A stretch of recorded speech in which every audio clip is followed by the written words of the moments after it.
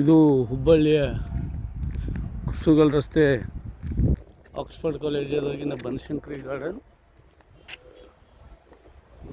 ಇಲ್ಲಿ ತಾವು ನೋಡ್ತಾ ಇದ್ದೀರಿ, ಕಂಬದಲ್ಲಿ ಬೆಂಕಿ ಹತ್ತಿದೆ. ಸಾಯಂಕಾಲ ಇಲ್ಲಿ ದೊಡ್ಡ ಸ್ಫೋಟ ಆಗಿ ಬಹಳಷ್ಟು ಬೆಂಕಿ ಕಿಡಿಗಳು ಇಲ್ಲಿ ಬಿತ್ತು. ಇದನ್ನು ಆಗ ನಾನು ತಕ್ಷಣ ಹೆಸ್ಕಾಮ್ಗೆ ದೂರು ಕೊಟ್ಟಿದ್ದೆ. ಇದೇ ರೀತಿ ಇಲ್ಲಿ ಪ್ರತಿದಿನ ಆಗ್ತದೆ. ನಾನು ಹಲವಾರು ವರ್ಷಗಳಿಂದ ಸತತವಾಗಿ ಹೆಸ್ಕಾಮ್ಗೆ ದೂರು ಕೊಡ್ತೀನಿ. ಅವರೇನೋ ಬರ್ತಾರೆ, ಆಗಿನ ಪೂರ್ತಿಗೆ ಟೆಂಪ್ರವರಿ ಮಾಡ್ತಾರೆ, 1 ದಿನ 2 ದಿನ ಸರಿ ಇರ್ತದೆ, ಮತ್ತು ಅದೇ ಪರಿಸ್ಥಿತಿ. ಈ ಏರಿಯಾದಲ್ಲಿ ಪ್ರತಿದಿನ ಕನಿಷ್ಠ 10 ರಿಂದ 20 ಸರಿ ಕರೆಂಟ್ ಹೋಗ್ತದೆ, ವೋಲ್ಟೇಜ್ ಫ್ಲಕ್ಚುಯೇಷನ್ ಆಗ್ತೈತಿ. ಹೆಸ್ಕಾಮ್ ಸಿಬ್ಬಂದಿ ಏನು ಲೈನ್ ಮೇಲೆ ಓಡಾಡಿ ಕೆಲಸ ಮಾಡ್ತಾರೆ, ಅವ್ರಿಗೆ ನಾವು ಏನು ಅವ್ರ ಮೇಲೆ ಆಪಾದನೆ ಮಾಡಲಿಕ್ಕೆ ಬರೋದಿಲ್ಲ, ಅವತ್ತು ಅವ್ರು ಕೆಲಸ ಮಾಡೋದಿಲ್ಲ ಅನ್ನೋಕ್ಕೆ ಬರೋದಿಲ್ಲ.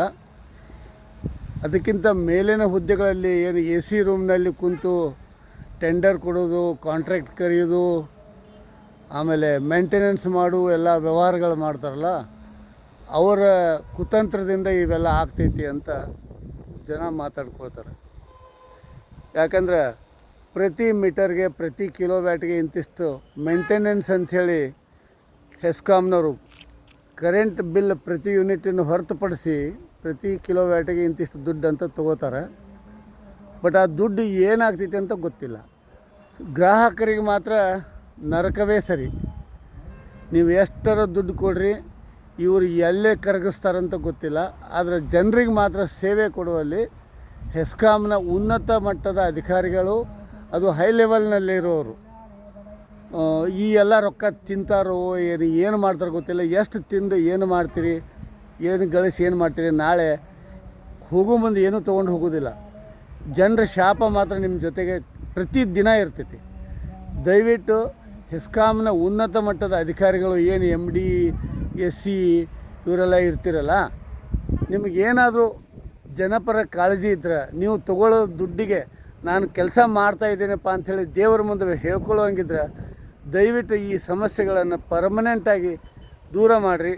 ಇಲ್ಲಾಂದ್ರೆ ಅದು ನಮ್ಮ ಕರ್ಮ ಅನ್ಕೋತೀವಿ. ಯಾಕಂದ್ರೆ ನಿಮ್ಗೆ ರೊಕ್ಕ ಕೊಟ್ಟು ಕರೆಂಟ್ ತೊಗೋತೀವಲ್ಲ, ನೀವು ರೊಕ್ಕ ತಿಂದು ಶ್ರೀಮಂತರಾಗ್ತೀರಿ ಆಗ್ರಿ. ಆದರೆ ನಾಳೆ ದೇವ್ರ ಮುಂದಾದರೂ ಹೇಳ್ಬೇಕಾಗ್ತೈತಿ. ನಮ್ಮ ಮುಂದೆ ನೀವು ಹೇಳಲಿಕ್ಕಿಲ್ಲ, ದೇವ್ರಿಗಾದರೂ ಉತ್ತರ ಕೊಡಬೇಕಾಗ್ತೈತಿ. ಅಥವಾ ನಿಮ್ಮ ಆತ್ಮಕ್ಕೆ ಒಮ್ಮೆ ಕೇಳ್ಕೊರಿ, ನಾನು ಏನು ಮಾಡ್ತಾಯಿದ್ದೀನಪ್ಪ ಈ ಜನರಿಗೆ.